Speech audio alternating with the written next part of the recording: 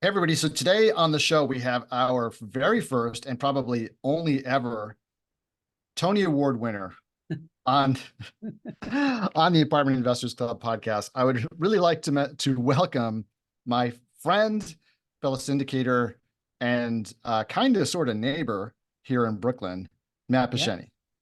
Picheny. Hey, Jonathan, thanks for having me on your show. It's a pleasure to be here. So, in 30 seconds or less, this is not, I don't want to hear your life history yet. We'll delve into that. Just tell people who you are right now and what you do. Okay. My name is Matt Picheny. I am a real estate investor. I also mentor people. And I have a #1 best-selling book called Backstage Guide to Real Estate. And as you mentioned before, I am a Tony Award winner. So, now real estate, there are many paths to real estate, but this is the first time I've heard of musical theater as someone's path to real estate. So tell me, before we get into the real estate piece of this, Sure. so you were a musical theater major in college, right? And so at the time that you were in college majoring in musical theater, what did you think your life was going to look like today? I Or don't know maybe that's if a I difficult thought question. that far into the future. So I'm 50. I'll be 51 in March, right? So I don't know that I ever thought of like, what am I going to be when I'm 50? But I did think, growing up, I grew up in Orlando, Florida, and I moved to New York City in 1992 to pursue a career in theater. And I went to, I never actually technically majored in musical theater. I came to the city and went to a musical theater conservatory. And so it was a program, it was all the entire curriculum was theatrical, was acting classes, dancing classes, singing classes, that whole thing. I graduated from there and was off 3 days later on a national tour around the country. I was then touring for many years, and I did a bunch of stuff and ended up eventually going back to school about 10 years later and finishing up and getting my actual college degree, which actually is in musical theater. But the I always thought I was going to be an actor. I always wanted to win a Tony Award as an actor, on the stage. And then once I won my Tony Award on the stage, then maybe I would go over to LA and do some movies or something. I don't know what I thought. What I knew was that I had a passion for it. I had a knack for it. I was pretty good at it, and it was a lot of fun. And I couldn't really see myself doing anything else. When you're young and you are want to try to be a performer professionally, I think a lot of people, and I was told by a lot of people, like, don't do it. It is such a difficult career. You can win a Tony Award one day and then be out of work for the next 20 years. Like, there's so many different factors that are beyond your control. If there's anything you could possibly see yourself doing that you would be happy doing, do that. That's what I was told. And I was like, no, this is all that I want to do. Until 1996. In 1996, I got a laptop computer because all of my friends were all actors, working actors, and everybody was in different locations, right? Because we were all doing regional theater. Someone would be doing a theater here, someone would be there, someone would be out on tour, someone would be back in New York. And there was this amazing thing called AOL, America Online. And people, old fogies like you and I, Jonathan, know that. We know about dial-up modems and stuff, but maybe a lot of your listeners don't know about it. But that was it was all the rage. That was how you got online. And you could do you could instantly message your friends. You could send emails, but you could instantly message them, which was amazing. But both people had to be online at the same time. I actually forgot about AOL Messenger. Yeah, I that was the totally first forgot about that, one. but that's right. Yeah, like There was that that was and fun. ICQ also. Yeah. But yeah, because nobody was online because you had to dial up. So going online was like an event. It was like, okay, now I'm going to dial up and go online and check my email, and then I will close off, I'll sign off, and then I won't be on email anymore. And you had to pay for however many hours you were online. It was a whole different thing anyway. And you could never get any of that stuff on your phone until, BlackBerries came out a bit later. Yeah. But, you could message people, so I could actually communicate with other people. And I was like, oh, this is cool. Well, a friend of mine sent me an email with a link. I clicked on the link and it was his headshot. And I was like, oh my gosh, what an amazing invention. Like, what if I put my headshot and my resume online? Like, what would that be? And then I figured out, oh, I could make a website. And so that sent me down a whole rabbit hole. But, a few years later, I had started my own boutique website development company in New York City. I had done a lot of the theater. I had done a lot of regional theater, a lot of tours, and I decided that I was waiting for my big Broadway break.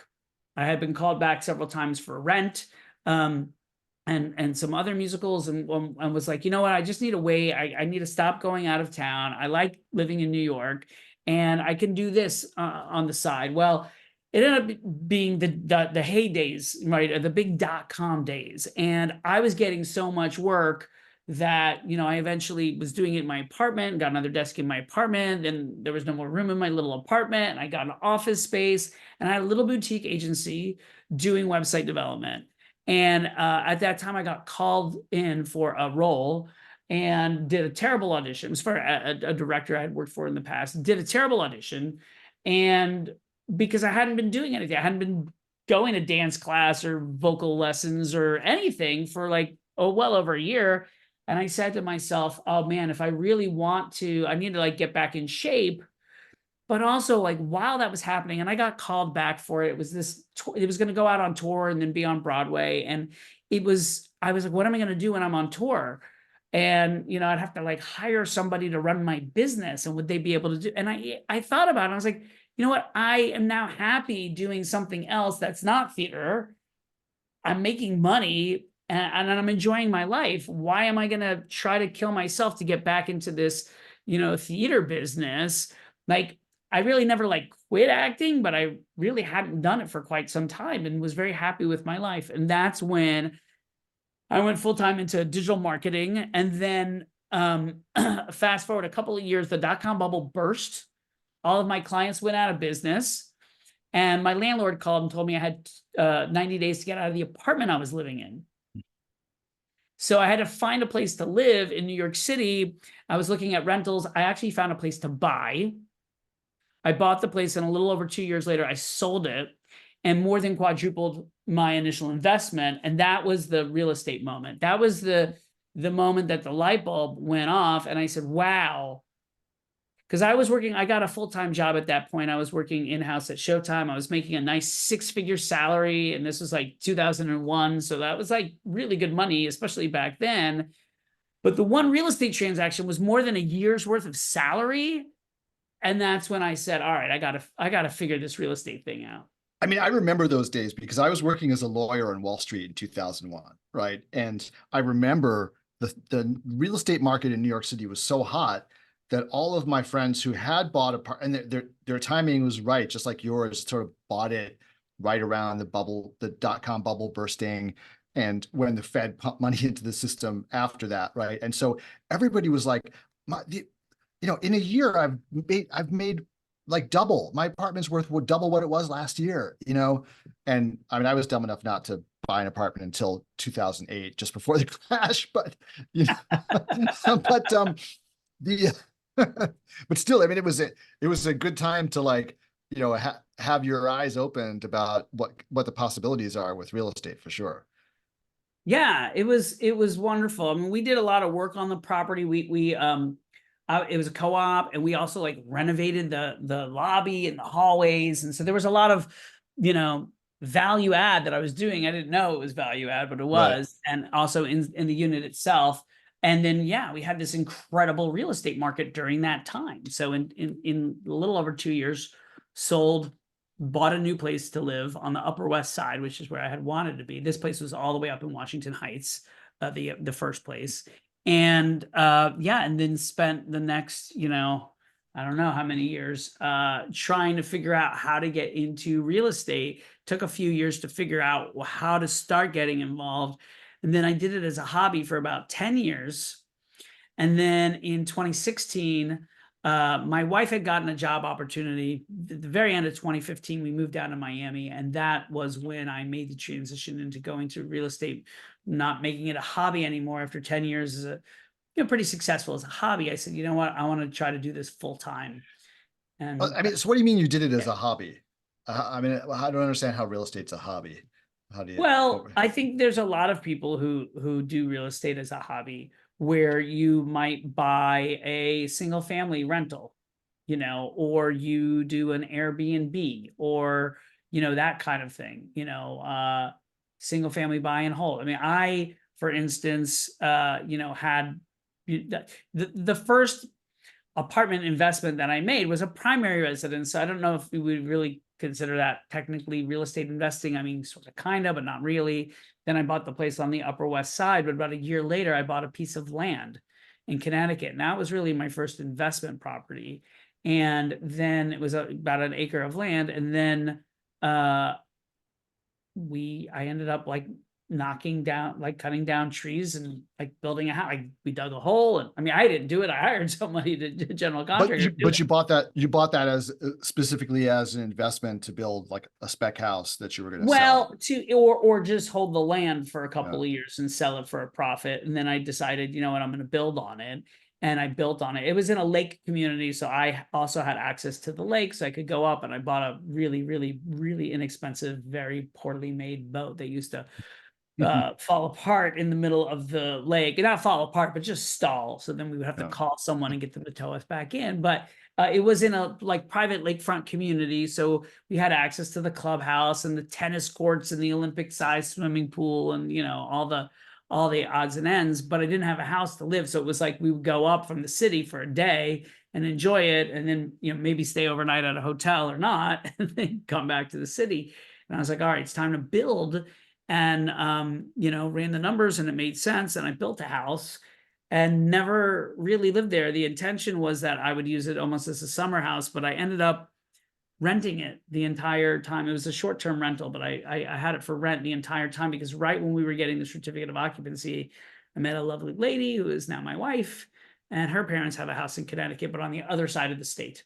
And they're like almost never there during the summer. So we were able to use their house, and then I could rent mine out and derive some income from it. So it became a short-term rental, and I learned so much doing it, not just from learning how to build a house, because that was quite an experience, but also dealing with tenants, with leases, the fun bean counting stuff, with accountants and depreciation and, all that kind of stuff, which really kind of set me up for where I am today, right? On a much smaller scale, with just a single family home. But then I went and bought a duplex. Then I bought some other single family like turnkeys.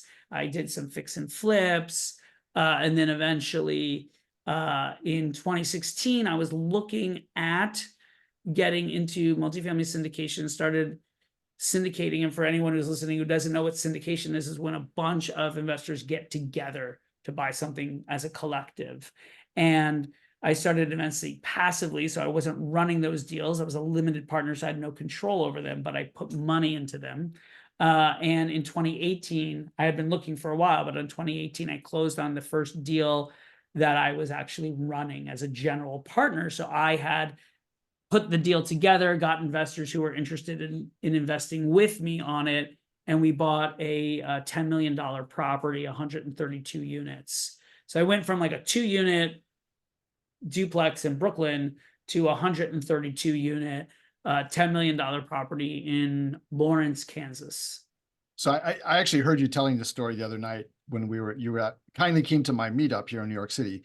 I overheard you talking to somebody about this. So I'm going to ask you about this, but I want to back up a second. Yeah. And so you were still working at your agency or working for Showtime or working in marketing at some point until 2016, you said, right? So while you were doing these single family houses and as a hobby that you characterize it at, So you're still working full time at that point and doing real estate kind of on the side with your Yeah. investable funds that you had. Okay. Yeah, I And think then the kids nowadays call it a side hustle. It was side my hustle. That's right. or hobby or side job, but I was working just so that I was at Showtime for a number of years, and then I started working at a bunch of different advertising agencies in New York City. So I worked at a number of them through those years whilst doing the real estate on the side. And so that was how you were funding your real estate addiction.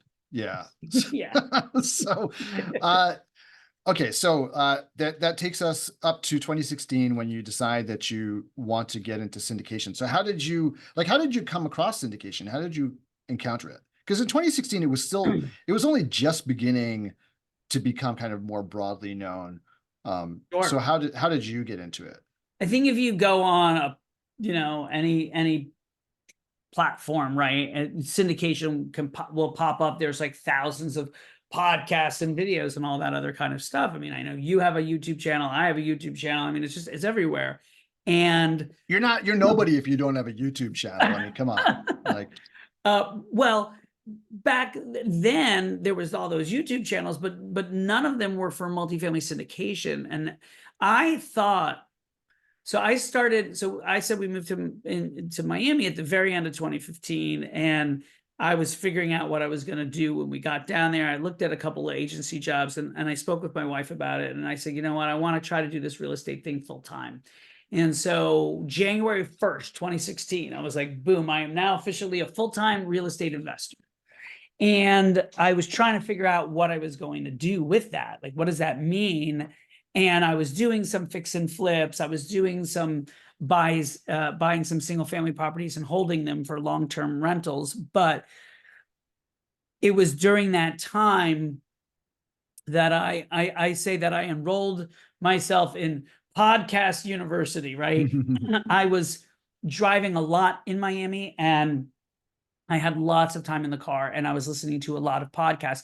None of them had anything about syndication. It was all about fixing and flipping and, all different types of real estate thing, even note buying. I actually went to a course. I went to like a free seminar and then paid for this course that was all about tax liens. I was exploring everything. And then I did hear somebody on some podcast, I don't even remember what podcast it was, mention something about syndication and buying multifamily, and pooling investors' capital together. And I was like, wait, what? See, I think I mentioned this kind of briefly, but I bought a townhome in Brooklyn. And about a year or so before we moved to Miami.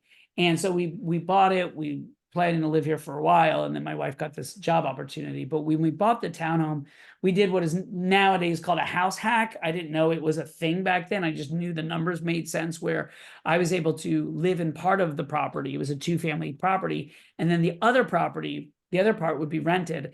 And when I looked at the numbers, I was like, oh, wow, the rental portion, which is half of the property, will actually pay for more than half of the mortgage.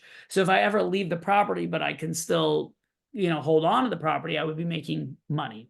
And that's exactly what happened when we moved. But during that time, when we were still in New York, I was like, this is amazing. If I could find another place like this, another townhome in Brooklyn, I could move to the other townhome in Brooklyn, rent out our unit, which was actually a nicer unit because we had renovated it and it had access to the backyard, which the upper unit that was rented didn't. So I knew we could rent it for even more than that, have some good cash flow, move into another place, rinse and repeat. But I didn't have the money to do it. Like I had enough for the down payment for this property, but I didn't have another, we're talking without selling your place, right? Right. Without selling the place you're living in, you couldn't get a down payment on the next because, place. You're talking about, $1 to $2 million for a townhome, right? So it was like, I need, $400,000 or $500,000 of cash to do that. And I didn't have, I had just spent a lot on the place that we moved into. So my thought was at that point, just keep doing, real estate stuff on the side, keep working my job, generate $400,000 to $500,000, however many years that takes, and then buy a townhome, and then generate it again and do that. And, maybe 10, 20 years from now, I'll be in a position where I can, live off of that money or have that as to defray my retirement costs. So right? I'm just gonna stop you here Please do. because this is exactly the same thought process that I went through when I was a lawyer, and kind of stuck. Now I was never able to buy a townhome, so I wasn't in that situation.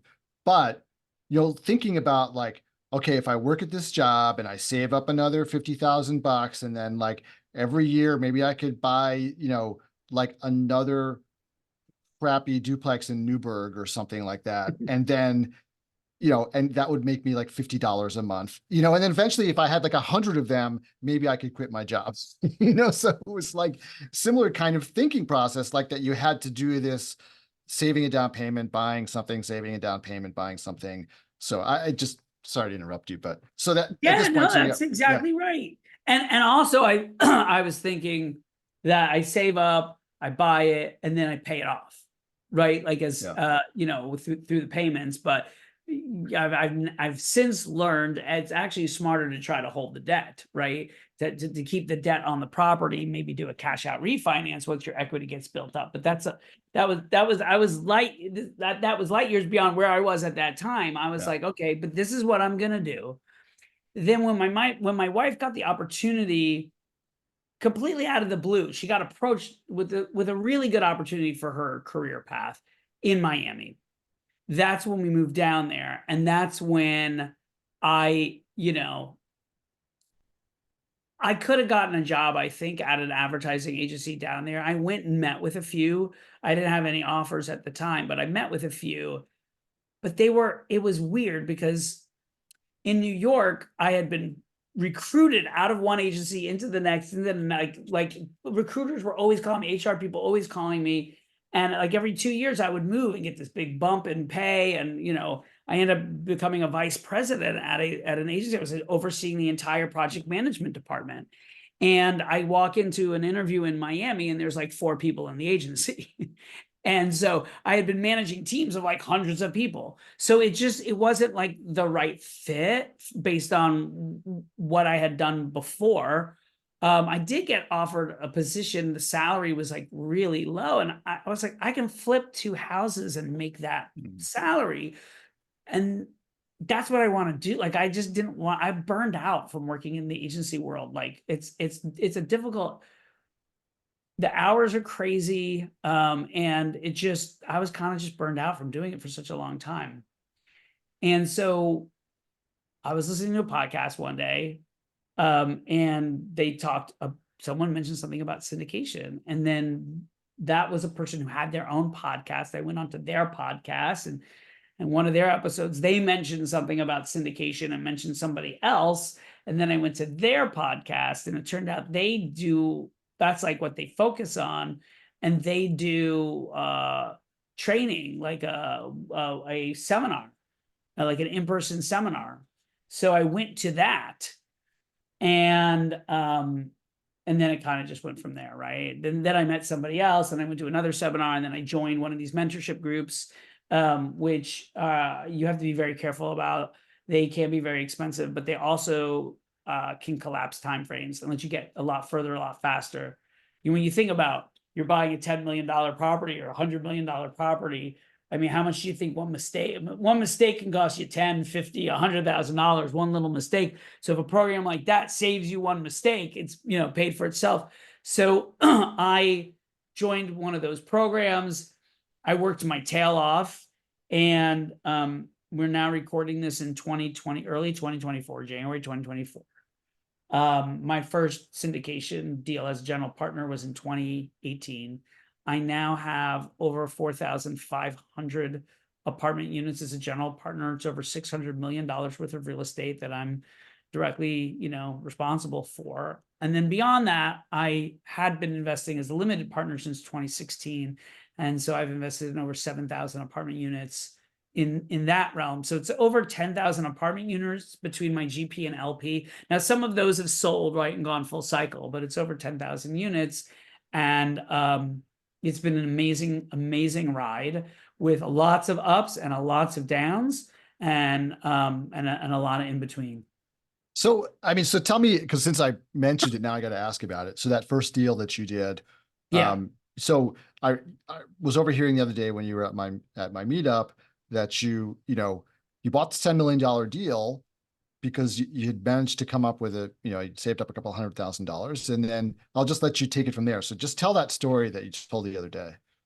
Yeah. So I don't remember exactly what I told, but It's okay. You can make it up as you go along. that is what happened, right? I had a couple $100,000 that I was willing to put into the property for a while we were going through due diligence. But I only wanted to invest 100,000 in the deal, which is what I did. At the end, I got at closing date, I got some of those funds that I had fronted into the property, back. But had the deal not closed, I would have been out $200,000. But a lot of those were, different pursuit costs. You have to put down earnest money. You have to hire attorneys and loan application fees and due diligence companies. And, there's a lot of costs that are involved. It was roughly $10 million. The sales price was 9.9 million. And we had to raise $2.63 million of equity. We were going to get a loan from the bank for the remainder. And so we did. We got a loan from the bank. And I brought in a partner on the deal because I had never done this before. So it seems to make sense to bring in someone who's done it before. So I brought in a guy named Justin, who I had done, he had done about 10 other deals prior to us working together. So he knew what he was doing. And so I brought him in as sort of like a co-pilot on the deal.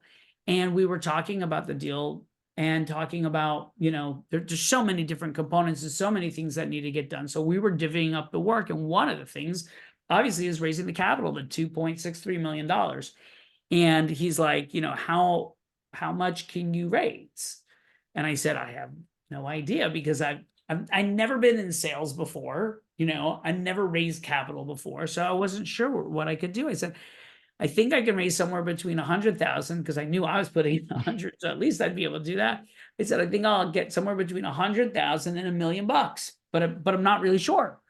And Justin said, okay, I've raised over 2 million before. I've raised between 2 and 3 million on some deals, so I think you're going to do some, I'm going to do some, and we'll get it covered. It turns out that I raised $1.8 million for that first deal. And Justin and his investors came in for the other 800, a little over 800. But I was delightfully shocked and surprised, but I had been laying the foundation for that raise for about 2 years. Because since 2016, I had been looking for it. I started a newsletter. I was doing posts on social media, all these different kinds of techniques that I learned working in digital marketing for 18 years in New York City. And these are things that I teach my students all the time, right? But these were ways for me to sort of lay that groundwork and that foundation. So when the time came to actually raise the capital, people were already sort of ready for it, waiting for it, and expecting it. So I know that this is obviously a really big topic, marketing just in general, right? But, if you're able to kind of give a really high level overview of that groundwork that you laid, even if you weren't necessarily thinking that you were laying it. I mean, now kind of, reverse engineering what you did, what you did and why it worked. But just kind of explain what that process is for people who are just getting started, because I think marketing it's either something people overlook entirely, or they're like really intimidated by the fact that like, oh, I don't have a deal yet. Who am I to market? Like, I don't have a business. Sure. I just a passive investor. Like, so just kind of talk about what you did. Yeah, I will. But I also just want to let your listeners know, I have a complete free training on this that they can get if they just reach out to me. It's on Facebook. It's like a recording of me putting together a presentation that's called How to Raise $1 Million in One Day. But at a high level, Is that on face? That's on Facebook? it's available through, I have a private Facebook group. It's Okay. called the Backstage Blueprint. But if people reach out to me, email, DM, Facebook, whatever, I'm sure you'll put stuff in the show notes, and I Yeah. can get in contact with you. At the end, I'm happy to just, give them access to it. It's completely free and hopefully beneficial. And it's, I think, 30 to 45 minutes where I'm going into it with like a slide deck and everything. But at a very high level, I started a newsletter. And through the newsletter, I was very, open and transparent with people on what I was doing. And so I was doing some fix and flips, and I shared information about that. And I also shared information about syndications. I shared educational information about, what syndications are and how they work and what I was doing in them. And I would also post on Facebook and LinkedIn when I would do things, mainly on Facebook. So, for instance, my newsletter might have a before and after, and I might do a before and after of like a property that I flipped on Facebook. But when I was passively investing in large multifamily deals while looking for my first deal to sponsor. So I think it was 6 different investments during that time. So I would invest in a 200 unit property in Dallas, and we would close on it. And the day that we would close on it, I would post on Facebook like, hi, really excited. We just closed, on this 200, unit property, and there'd be a picture of it. But I was also extremely transparent in the post, like, proud to be an investor in this project. I would thanks to general partners, Jonathan and Matt, and I would like tag them in the post. Like, so I wasn't like, I never was like falsifying it, like pretending like I was a general partner. But also, like, a lot of people in my network weren't really, and like potential investors weren't really like extremely savvy in real estate. And from their perception, it's like, oh, Matt's investing in a multifamily, like, and then another one, and then another one, right? And it would go in the newsletters that I would send out quarterly at that time. And so it just got them trained to think that Matt Picheny does real estate. Now, a lot of them knew me before. Remember, I had done it as a hobby for 10 years while working in advertising. So people who knew me from the advertising world and friends and family, they all knew like, oh, Matt's doing this thing. He's working on this project. So the Matt Picheny and real estate thing was never a big stretch, I don't think, for any of them. But then from 2 years of getting newsletters and seeing social media posts of me doing these larger deals, they started to become accustomed to the fact like, oh, Matt's doing larger deals. Like, I would talk to friends.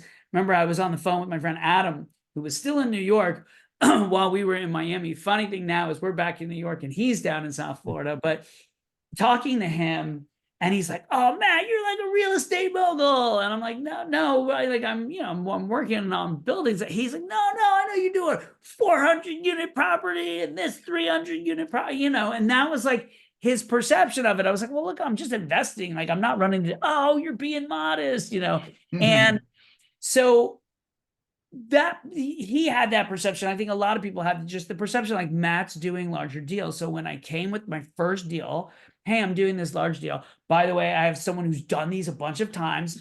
Everyone knew it was my first deal as a general partner. Like, I didn't lie about any of that. I was very transparent, but it made people, I think, feel comfortable. It wasn't like, oh, Matt's interested in real estate. Now he's buying 100 unit, it made sense and it was logical. I mean, I find it, because I do coaching too. I don't know if you know that, but I find that people are often very hung up on a couple of things. Like, they're very hung up on telling people that they're doing real estate. Like, like, oh, everybody knows me as such and such a thing. Like, and now suddenly I'm doing real estate. Is that weird? Should I put it on my LinkedIn profile? Like, what if my bosses find out? And there's just a lot of hang up around this. And then there's also a lot of hang up around like, it's my first deal. Who's going to believe me? And you took care of the first piece because you've been in real estate doing this already. But I'm imagining you would suggest like, don't worry about that. But as for the second piece, like, you partnered with somebody who had real experience, and that kind of took care of that piece. Because I found with investors that like, you don't have to be the guy who knows how to do everything, as long as there is a guy who knows how to do everything in the deal, and you're just you're bringing them in and giving them the opportunity, but you don't have to be necessarily like collecting the rents and fixing the toilets for them to believe that like they can trust you with their money, right? So I agree. I think that it's important to be to have a partner who has experience and to be very well educated and to be and I don't mean like a college degree, I mean understanding real estate and syndications and how they work and really being intimately familiar with the deal. That way, when the investor does call you and say, well, you don't have any experience collecting rents, and then you can say, well, we've hired third-party property management company named, XYZ Management. And, we've actually, my partner's actually done 7 deals with them that are all going very well, 3 of which have gone full cycle and they've returned to investors more capital than they have promised. But, we work with them and they have policies, procedures, and staff that will take care of the collection of rent. So I don't actually need to do that.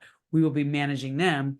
And then me with my background as a project management professional, that's what I did in the advertising world. I'm really good. Like I'm PMI certified project management professional, which means I'm good at managing people, budgets, and timelines. And that's exactly what I do in real estate, managing people, the property management company, managing budgets that we have and the timelines. So it's all sort of the same thing.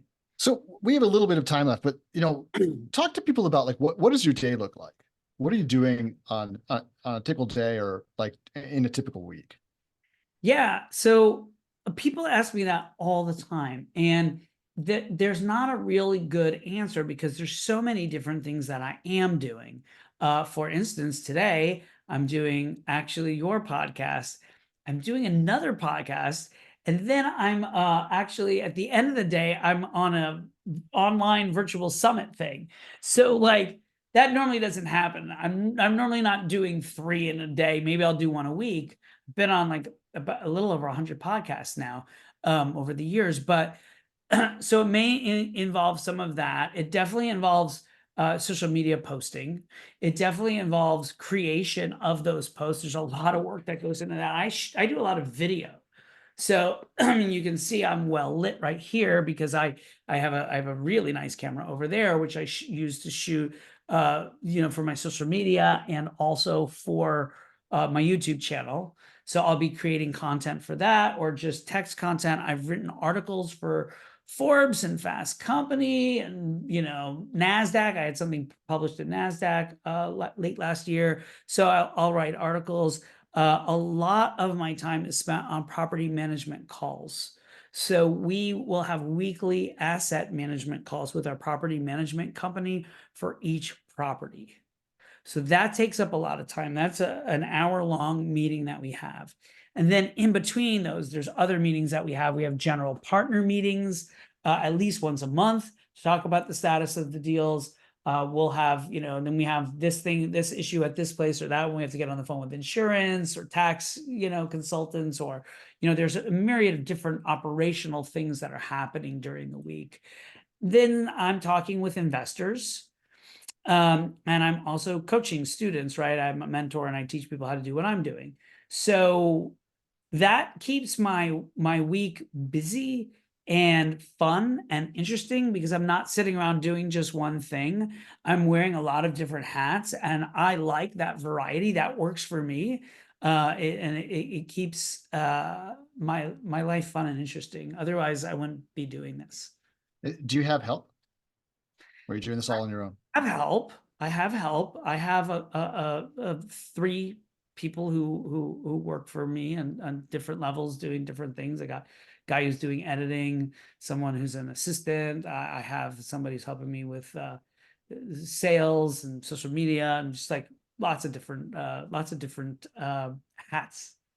Yeah, I mean, I think because that's another thing. I mean, when I started the business, I thought I had to do everything myself. And and I learned that was like a hard lesson to learn. Like you can't do everything yourself, Well, and I also partner with people. I'll partner with other general partners. And that's part of that not only weekly, but the monthly general partnership meeting is like, okay, someone needs to take care of insurance. And, one general partner will do this and the other general partner will do that. That allows me to not have to have a staff of 20 full-time employees and a lot of overhead. And but still be able to we can delegate work amongst different people. So one last thing I want to ask you about is it says you were Multifamily Syndicator of the Year by the American Apartment Owners Association. So tell me about Yeah. that. How did you get to be Syndicator of the Year? Which year, and how'd that happen? Well, that was 2022. And the way that happened was they I have been talking with them. The American Owners Association is interesting. They have a magazine called Rent Magazine. I've been speaking with them. They have reached out to me earlier on that year about writing an article for them. And I wrote an article for them and got to know them, and they got to know me. And towards the end of the year, they were thinking about doing these awards, and they announced, they asked me a bunch of questions and interviewed me and all kinds of stuff. And then one day, I got a trophy in the mail. And then, they're about to announce winners from 2023. Like imminently, I think, at the very end of this month or early February, that will be announced. So maybe I won something again, maybe I didn't. I don't know, but if I knew, I couldn't tell you because they want to announce it in Rent Magazine. But keep an eye out and find out if I won an award for 2023. And I never did ask about the Tonys. So what did you win the Tony for? So I have 2 Tony Awards. Oh, wow. Okay. They're right back there if anyone's watching on video. Those are Tonys. So my wife and I worked together. My wife works full-time in theater. I have that theatrical background, very passionate about the arts.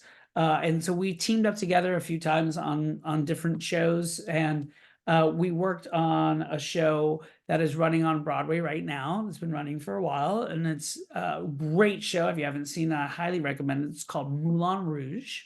And so we're co-producers on Moulin Rouge. So if you do go see it, Jonathan, you'll see my name in the playbill and stuff. It's kind of cool. And then we also we were co-producers on a show called American Utopia. So it's David Byrne's American Utopia. David Byrne was the lead singer for the Talking Heads.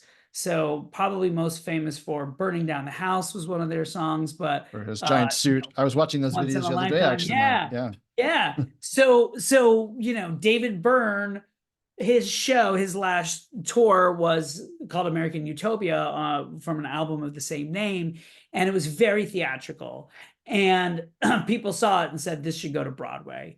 And before it went to Broadway, it actually was in Boston when we were in Boston at a theater that my wife was the general manager of, and we got involved with it. And I mean, David Byrne, as a kid, he was one of my, I sort of idolized this guy. I mean, I would watch him on MTV all the time, right? So to be able to meet David and work with David was amazing, right? And then, so it did very well in Boston. It was always intended to transfer to Broadway. Went to Broadway, did incredibly well on Broadway. It's a limited engagement. So then it was going to come back as another limited engagement, but then COVID happened. So that was paused and postponed, but then it came back. And it's not a musical in the sense of, like a regular Broadway musical. So it was not eligible to be the, win a Best Musical Award for a Tony, but it actually got a special Tony Award. So once in a while, if there's something on Broadway that the Broadway community feels is exceptionally noteworthy and doesn't really fit into a category, it will be bestowed a special Tony Award. So we have a special Tony Award for American Utopia, and then Best Musical for Moulin Rouge, and they both happen the same season. Wow. So we went to the Tony Award ceremony and walked out with 2 Tony Awards. It was like freaking amazing, like unbelievable experience. Yeah, it was really cool. That's pretty cool. Well, listen, on that note, where can people reach you? I mean, you mentioned a couple things. Please mention your book. Again, mention the download people can get, and the best ways that they can get in touch with you. Sure. Backstage Guide to Real Estate is available on Amazon and everywhere else that books are sold, Audible as well.